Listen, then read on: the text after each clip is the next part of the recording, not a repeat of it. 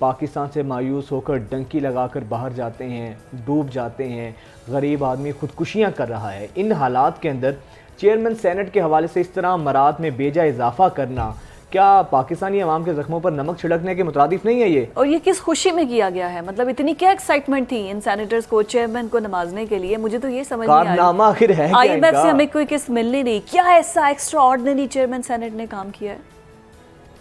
देखिए एक जिस तरह के इस हुकूमत काम किए हैं, अगर आप उनको देखें तो आपको यकीन होगा ये कम किया गया है।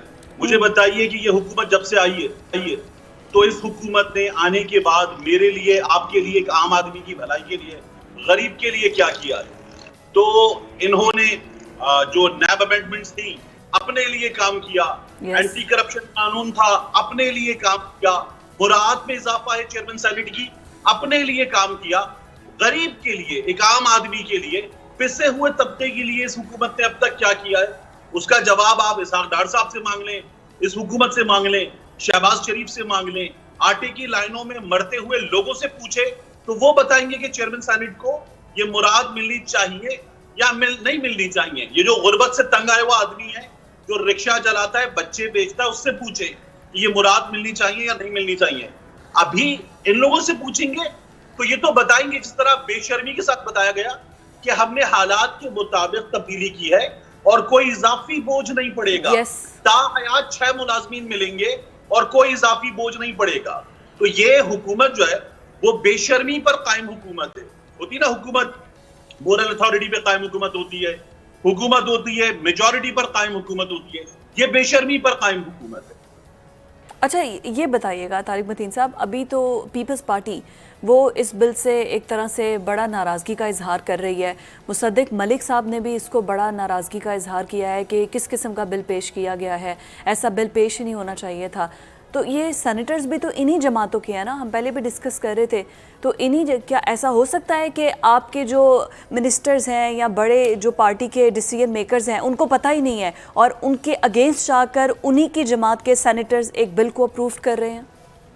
देखिए ये जो सेनेटर्स होते हैं ना, ये इन आम लोगों से, आम लोग मैं इसलिए कह रहा हूं कि वो अवामी नुमाइंदे होते हैं ना, इन लोगों से ऊपर होते हैं। ये इन सियासी जमातों के इंटेलेक्चुअल्स होते हैं कि ठीक है, ये जलसे में जाके वो तकरीर करने वाला, ये मैयत पे जाके अफसोस का इजहार करने वाला, ये बच्चे की पैदाइश पे खुशी का घर जाके इजहार करने वाला हमारा वो आम वर्कर नहीं है, ये हमारा सेनेटर है, ये हमारा ब्रेन है।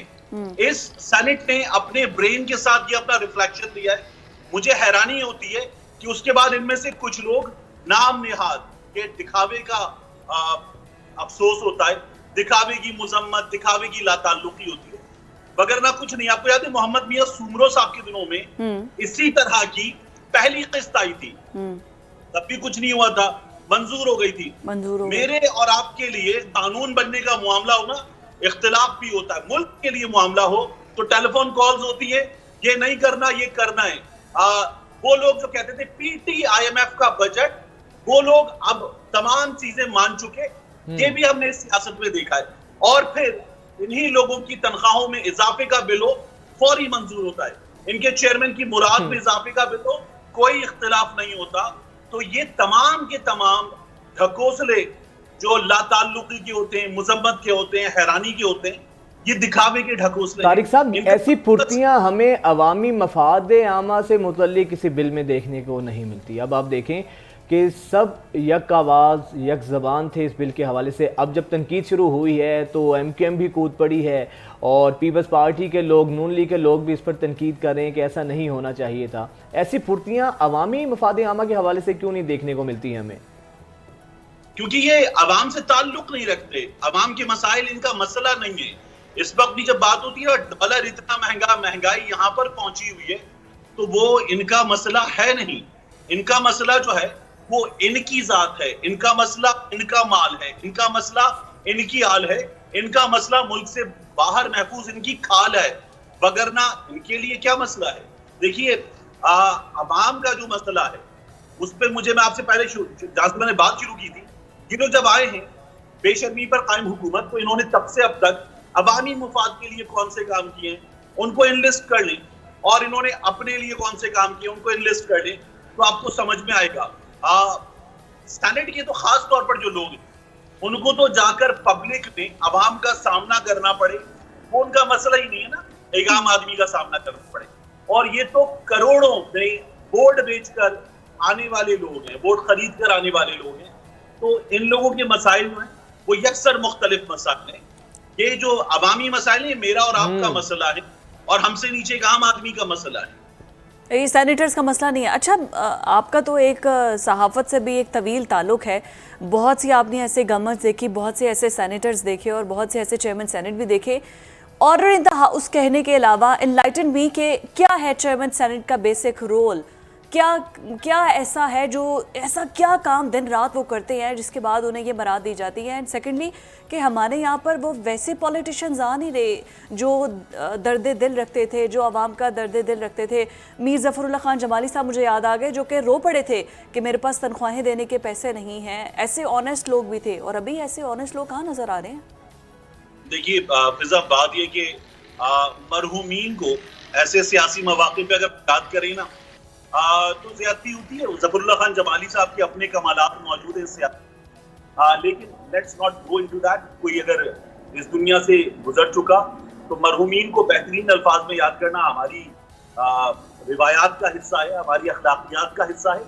लेकिन मैं तो बात कर रहा था मोहम्मद मियां सुमरो की, इससे पिछली मिसालें उठा लें, अब की उठा लें, तो आपको सियासत में कौन नजर आएगा? Be it PTI, PMLN, Pakistan Peoples Party, ये लोग अवामी मुफाद की कानून साजी के नाम पर रोते, और रोने के बाद ये लोग जब वोट करने आते तो कहते वोट पार्टी की मर्जी का करूंगा।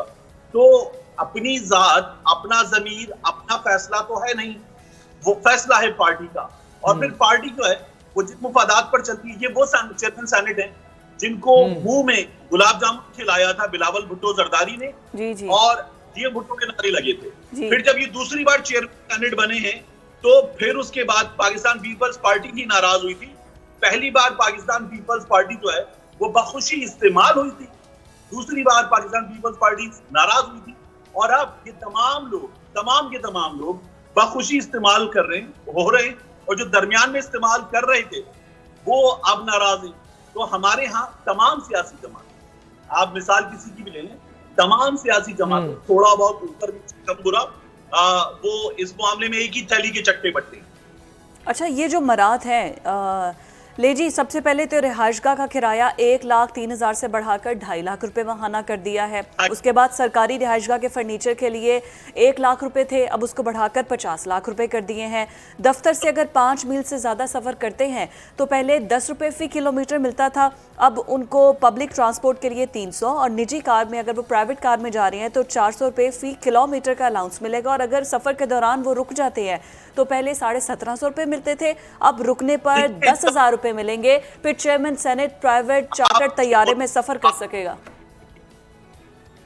इन डिटेल्स को अगर आप देखें ना तो ऐसा लगता है कि चेयरमैन सेनेट या इस ओहदे पर मौजूद कोई भी शख्स, वो शायद ज़कात के जो हकदार लोग हैं उनमें शामिल कोई शख्सियत है जिसकी हम बात कर रहे हैं। ये कोई आम आदमी नहीं है।